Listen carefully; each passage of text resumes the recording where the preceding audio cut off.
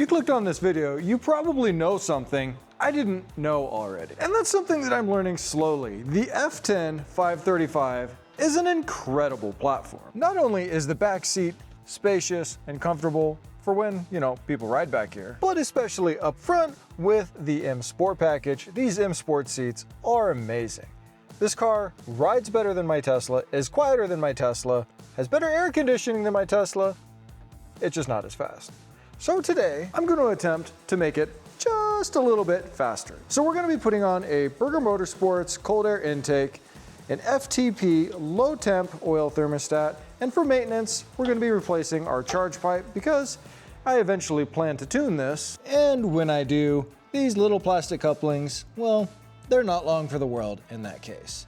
So first thing we got to do is get this silly lid off so that we can get down there to our charge pipe. Now, if you think at the end of this video, yeah, I want to do that to my car, I'm going to have links for everything down below. I ordered these parts from Extreme Powerhouse. They got here quick. They were the best price I could find, especially being on sale. And the customer support over there was top notch. I even had to give them a call to ask some questions. Got all my questions answered really quickly, just the way I like it. And this is exactly why you have an air filter. This dust and debris is less than 1,000 miles of driving.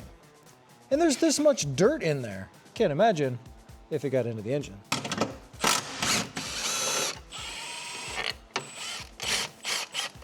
Don't forget, the long one goes to the inside. Now technically, you don't need to remove the air box for the cold air intake, but I do need to remove it to get to the charge pipe. It definitely would have been smart of me to replace, what size is this? Did I grab the wrong one? Dang it, that ever happened to you? You're like, oh, I have the right socket. Nope, you don't have the right socket. Under normal circumstances, that would happen with a 10 millimeter, not with an 8. I guess I thought this was an 8, not a 7. Back to what I was saying. It would have been smart for me to replace this when I was doing all the other work on the engine, because I did replace this line here, this purge line, and I have to be really careful not to break it again. But because it is new, I don't think the clips are going to be quite as heat treated as they normally are, and it should allow it to come out a fair bit easier. Then we're just going to squeeze gently on this guy and work it. Look at that. I guess when the plastic isn't super old and brittle, it comes apart okay. Excellent. Our sensor here is mounted with two T25s. Really glad they're not the special 5-sided Torx. I had to buy a set of those to swap over a map sensor or something on a GM product. That was dumb. Why couldn't they just make it normal? It's like the IPX or IPC Torx, or I don't know. Some weirdness. Now we need to go ahead and prep our new Burger Motorsports pipe. I'm going to go ahead and pull the pipe plugs out, and I'm going to make sure there's sealant on them, because that's the last thing we want, is to have to reseal these later. These are for later when we want to add meth or, I don't know, nitrous. You don't add nitrous to these. It'd be meth. All right, these bungs turned out to be a complete disaster. This one came out, this one didn't, and because it was brass or whatever it was, as soon as I tried to put some force on it, it just stripped, which meant I had to drill it out. So I stepped it out until just before the tap size. The tap size is a 1/8 by 28 NPT thread, or BSP, whatever that means. I don't know. It's the one that fits. Now it's tapped, and I can put in the plugs with the Loctite on them. I'm even going to throw a little bit of extra, not Loctite, but Loctite thread sealer in there. You can see the threads have sealant on them already, but I'm adding a little 565 because this stuff works fantastic.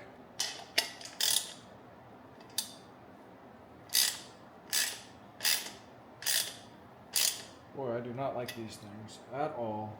They do not want to go in. The threads are all wacky.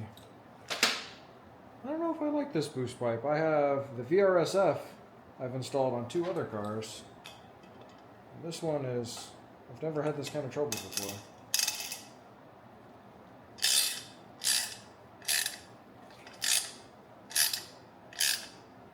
I didn't put any extra sealant on the second one. That's the one with all the brass that I had to cut out of it. Dear goodness, it does not want to go in there. I wonder if these steel pipe plugs are different than the brass ones. I do not know, but I'm going to pull them out. I'm going to check the thread pitch on them and clean them back up. Maybe they have a 27 instead of a 28. Yep, that's the problem.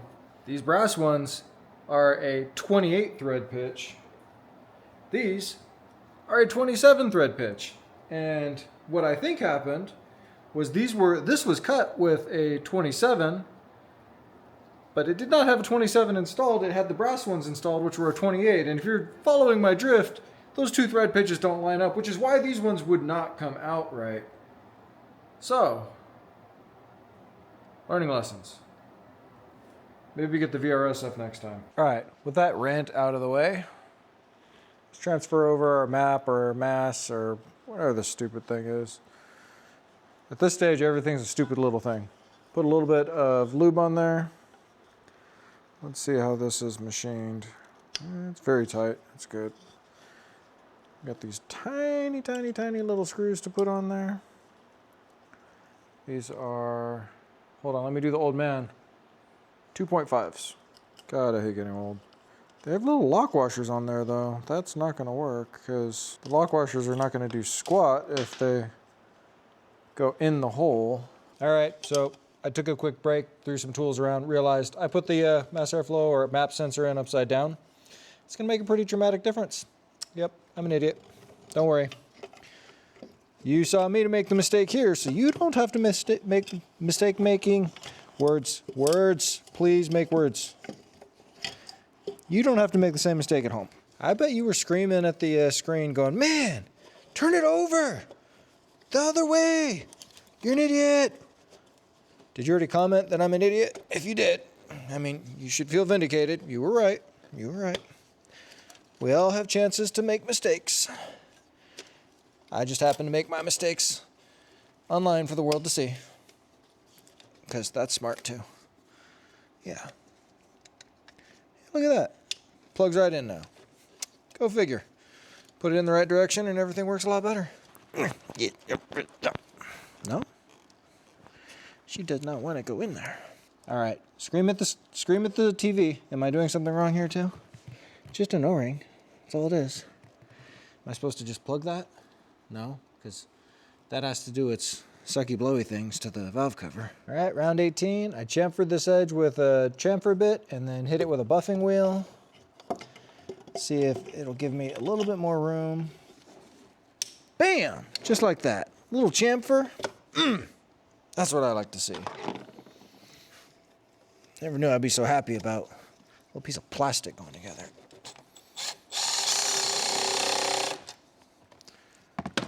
Not so tight that it stresses out your little 1/4-inch drive. Don't worry, you'll know if this comes loose because it'll go when you're driving and all your boost will spill into the engine. Don't forget to put your lower half of your intake back in. We are going to still need this. For our intake, there is some assembly required. You have to attach this guy to this one. Go ahead and put your hose clamp at the bottom. It'll look better that way. Now we need to put our little mount right here. We're going to use one of the screws from the intake. We need this guy. I'm going to go ahead and pull my cover off. It's got to come off for the low temp oil thermostat anyhow. With our intake and our charge pipe done, it's time to move on to our oil thermostat. I'm going to be popping the oil cap off to drain out as much oil from here as I can before I open it up. But some of you might be asking, why would you want to put a lower temp thermostat in the first place? And the simple answer to that is math. I'm looking up the thermal breakdown of the liquid moly oil that I run in my car, and it starts to see thermal thinning and initial oxidation around 248 to 266 degrees. So that gets me wondering, what does my engine run at? Well, the BMW N55 engine, according to the internet at large, runs between 240 and 250 degrees oil temp. I happen to live in one of the hottest cities in America. I see oil temperatures on my car in the range of 240 to 250 quite regularly. I monitor it using Bimmer code or Bimmer link via the dongle in my car and on my iPhone. And the last time I rolled into the garage on a lukewarm day of 110 degrees, after the car had cooled down, the oil was still 108 degrees C, which works out to like 225-ish degrees, something like that. which means we're getting very close to the oxidation rate of this oil. It doesn't actually break down in a meaningful way until, what does it say here? 302 degrees, which if your engine ever sees that, you've got big problems, and 446 is the flash point, at which point it would be a big glowing red glob of metal under your hood. So it's moot. For those of you that live in a cold climate, you may have to swap out a low temp thermostat for a normal temp thermostat at different times during the year. I would rather have a little bit lower oil temp, a little bit lower coolant temps to run the engine just cooler in general. We'll get better performance, we'll get less wear, and it'll overall be much happier. There's quite a bit of spring tension on this, so make sure you have some fingers ready to grab it. And we just want to make sure we keep track of the orientation of everything here. Got our cap. One of our screws fell down here. And then we've got our actual thermostat. Goes in the cap like so. It's down below. Goes on there. And we've got our seal. Now we just got to dig out our old seal. It's pretty hard. These do leak, and I believe the only way to get them is with a new cooler housing. So it's nice that this kit comes with a seal too. And I don't know if you can tell, but I didn't drip any oil out, mainly because I allowed the oil to drain down through the oil filter housing. Got our new gasket. Make sure you get it squeezed down into the channel here. And then we also have new 5mm Allens that we're going to be installing instead of the torque screws. All right, for our actual ball or our valve, whatever you call this barbell thingy, the long end is going to go in first, and then this side is going to be where the spring is, which is backwards from how the stock valve works. And I think that that's probably because it's part of the bypass mechanism here. The spring catcher or the valve catcher, spring, and then the cap will go on next. I installed the cap on the spring like this because the spring was really tight to get on the cap. And I even chamfered one of the little edges so that it wasn't scratching it. We're gonna have to do the same thing here and push it in to get everybody lined up. And then I'm going to be torquing these to 10 Newton meters because it's just an M6, and that's about what most M6s get torqued to. I'm not going to be getting a torque wrench on this today, not with the oil lines in the way. So we're going to go with tight. All right, we're going to be watching oil temperature, coolant temp, oil pressure, actual oil pressure, what it's requesting, and then the filter and after filter oil temp as well from inside the car. You watch out here to make sure this doesn't go squirting with oil.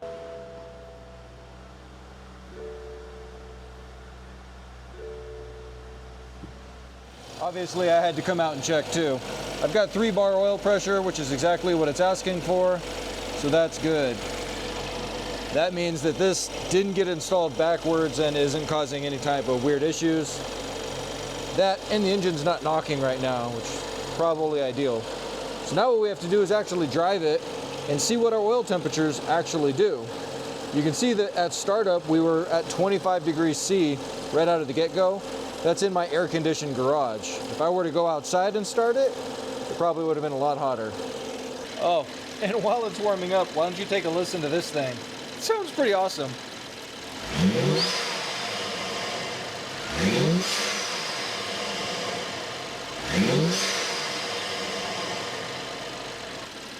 I don't know about you, but that's a lot of turbo noises. That's pretty cool. So how did the test drive go? Well, I would say it was more than ideal. The thermostat was working beautifully. Ideally, you want your oil to at least get to 100 degrees C so that if there's any moisture in the oil system, it's going to boil off. That's about 212 degrees Fahrenheit, right? And while driving and monitoring the car over the last 25 minutes, it got up to 102. Right as I was rolling into the garage. Driving slower, it was hovering right around the 99 to 101 range. While I was on the freeway, it was rolling a bit lower in the mid-90s, which is fantastic. I imagine if I get out and I do some really spirited driving, I might peak up around the 105 to 110, which is still going to be substantially less than what it was doing before.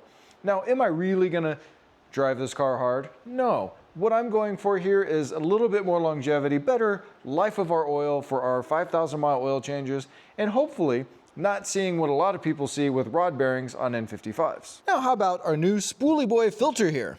Well, in the garage, it sounds amazing. In the car, Like we said before, this is a fabulous platform. It's very quiet, very well damped, and yet still sporty to drive. The problem is, listen to this. That BMW quality translates to almost no sound from the engine. Even with the windows down, I don't hear very much, which honestly, in my opinion, is okay.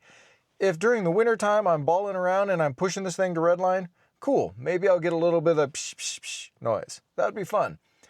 I've thought about chopping the exhaust off of this, doing some custom mufflers or building something, and I think that I'm gonna pass on that. I've already ordered a set of BAV Sound Ghost subwoofers for this to just make this an even more enjoyable experience inside and give the Harman Kardon radio just that little bit more, try to get it closer to the Bang & Olufsen. So overall, except for my incompetency in installing some of these parts or doing things wrong, everything went together pretty well. I will say that the Burger Motorsports charge pipe is not the same quality as the VRSF units that I've installed in the past.